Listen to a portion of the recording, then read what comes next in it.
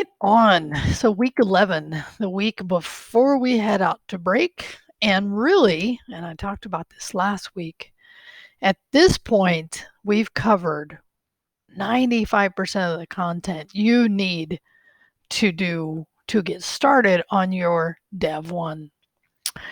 And the goal I had doing these steps through the past, now we're on our third week, was really to get you started thinking and hopefully working on your Dev 1.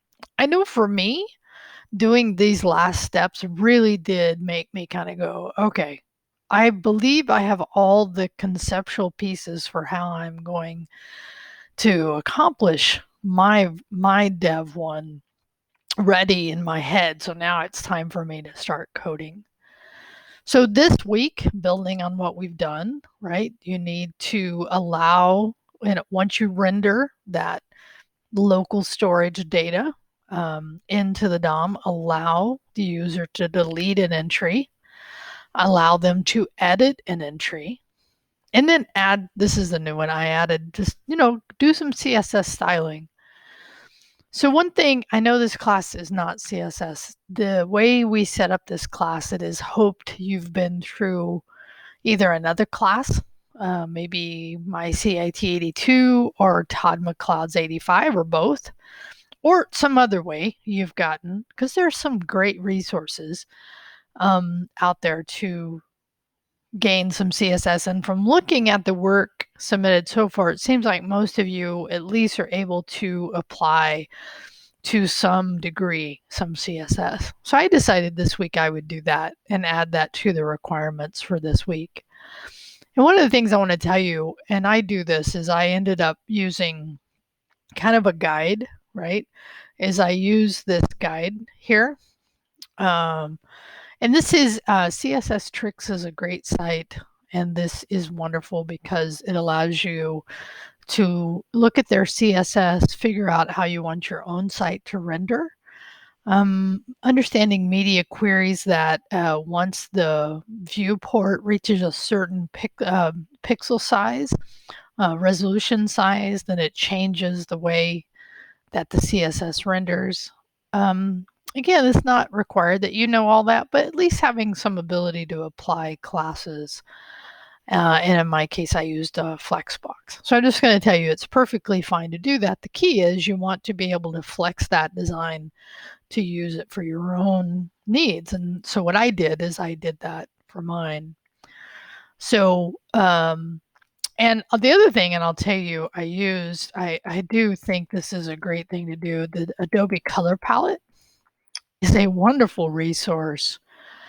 And what you can do here is you can look at just their harmony rules and then pull out, and so it's like if you use these colors together, they'll look good, right? So because I'm not one to necessarily, that's not my favorite, but have a natural, like, styling is not my nature. So, but these two things combined help me at least create something that I was proud of. So the thing I'm probably more proud of, though, besides doing the delete, which I have done last week, and I had already talked last week about the edit, right? And this is so when you're rendering the DOM from what's in local storage, passing it those requests. Actually, I'm wrong about that now that I'm saying it. You're actually, when you save your submission, you update local storage, but then what you're working with here is actually working with what's in memory, okay? But by doing and handling the local storage processing, you're able to make it persist. So I need to clean that up just from a concept perspective. So in this case, I showed my validation last week. So this week I want to show you, like, if I click on one of my items, I get to the page, I can return to the input form, or I can change my calculation. Let's say I make it 4. And then if I hit update, when it comes back, then it updates that item. And I ended up doing this thinking about how I would do it. And actually, Andrew gave a pretty good example of how to do this as well, but I'll just show you my code for just the edit page for this example. And it looks more involved, but I ended up breaking each, as an example, the generate filing status, because I had to do a little bit of work to recreate that selector. And here's the other thing. And actually, let me say this coming back here. So the other thing about this is that I could have set these input elements, meaning on this edit.html, I could have set these elements and then changed their values to in the code. But I decided that what I wanted to do was actually recreate this whole, all these fields and the update. And that's one of the things too I realize is that I do need to, because I did this as an event listener on a button versus a form, so I lose that required. But what I want to show you, and maybe not here, but in here, is my edit page. My edit HTML really only has that, and I have to use an article here. It's just another semantic way of doing divs that are more that lean more into the idea of letting the browser know what these particular things are on the page. But in this case, what I'm really showing you is that I didn't build these input elements in my HTML, and this is really kind of what I had ended with last week. I actually built them through JavaScript so I could build them dynamically based on what the data that was being passed into it. So that was the first thing, is I generated the filing status, adjusted income, and number of children, and then the button itself. And one of the things I think I'll play with here is just actually making this a form, right? But in here is what I did is because remember, well, not remember, but in the example of the edit, because you're passing that UUID in the URL, you can grab that and then query just that. So like over here, if I just typed request, that would be the specific request that this page is showing. But one of the cool things, like if I look at requests, which was all of them, there were 3 of them, right? If I update this request, this is a pass by reference, so it actually still is in these 3 here.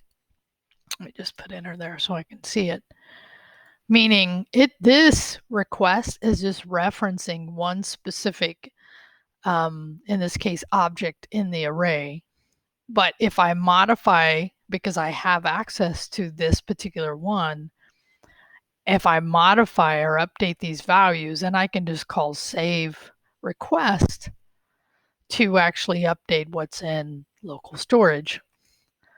And so this code is how I did it. As I could have done even more here by checking to see if those values have been changed, but I decided just for this point to kind of just see how this would work.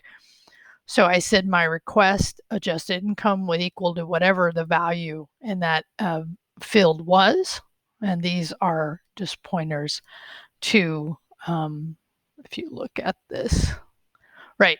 So actually here, right? And this is part of why I needed, when I created these DOM elements, I needed to have them, I could have passed them around, would be the other way, but I had them out on the global name space so that I could reference them. But then I went and determined to check them out, because if these things changed, and that's what happens if you hit the update button, this is the code that's going to run when you update, then I would update that check amount. And this was something I was thinking about last week, how I would do it. And then I did a save request, the basic equivalent of save notes on Andrews or save to-dos. So that's the way I handled it. I'm not going to be real particular about how you handle this. More than anything, I want you to have the experience.